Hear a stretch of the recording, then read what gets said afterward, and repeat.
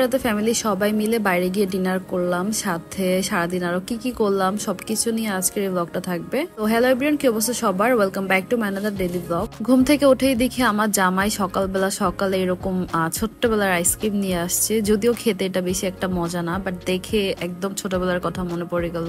Fresh হয়ে নাস্তা খেলাম, আর নাস্তা খাওয়ার পর তো 1 কাপ চা থাকবেই, যেটা না হলেই নয়। চাটা খাওয়ার পর মাথা একদম ঠান্ডা হয়ে গেল, এখন সারাটা দিন ভালো মতো থাকা যাবে। দেন বাসার একটু কাজকর্ম করতেছিলাম, টুকিটাকি যে কাজগুলো করা লাগে। আর আমি ছাদে গিয়ে এই পিঠাগুলোকে শুকাতে দিয়ে আসছিলাম। এগুলো ভেজে খাবো পরে, এই জন্য আজকে রোদে দিয়ে আসলাম। এরপর বসলাম আম নিয়ে। বাসায় যেহেতু অনেকগুলো আম আছে, এগুলো আমাদের বাসা থেকে আনা হয়েছে। বাসায় কোনো কিছু থাকলে ওইটা দিয়ে কি করা যায় এটা আমার মাথায় অলওয়েজ ঘোরে, বাট আজকে কোনো কিছু করতে চাচ্ছিলাম না। আম্মু বলেছিল এগুলো দিয়ে আচার বানাবে, আর আমি মেখে খাওয়ার জন্য এগুলাকে কয়েকটা কেটে নিচ্ছিলাম।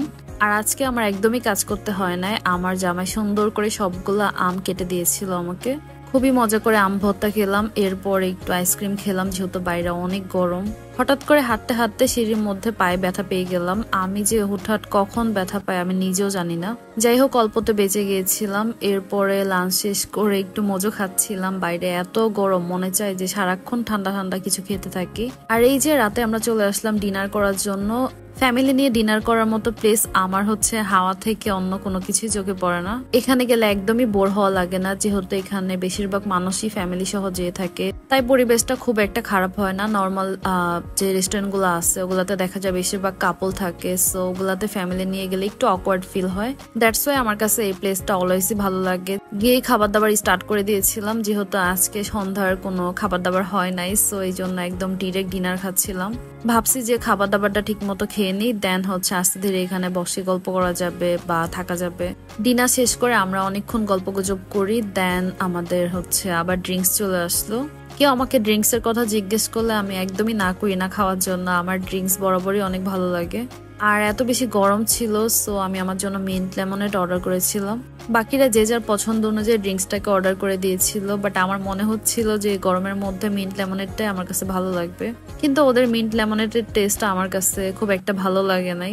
ভালো লাগুক আর না লাগুক, ড্রিঙ্কসকে আর ফেলে রেখে আসবো? আমি আস্তে আস্তে করে অনেক সময় নিয়ে দেন ড্রিঙ্কসটাকে শেষ করলাম। এরপর আরো কিছুক্ষণ ছিলাম, সবাই মিলে পিকচার নিচ্ছিলাম। আর হঠাৎ করে একটা সুন্দর মোমেন্ট চলে আসে, যেটা কিনা আমার হাজবেন্ড আমার সাথে একদমই ছবি তুলতে চায় না ঠিক মতো, বাট অন্যের ছবি তুলে দিচ্ছে ঠিক মতো। এটা দেখে আমার খুবই রাগ উঠতেছিল যে সে দেখো কত সুন্দর করে অন্যের ছবি তুলে দিচ্ছে।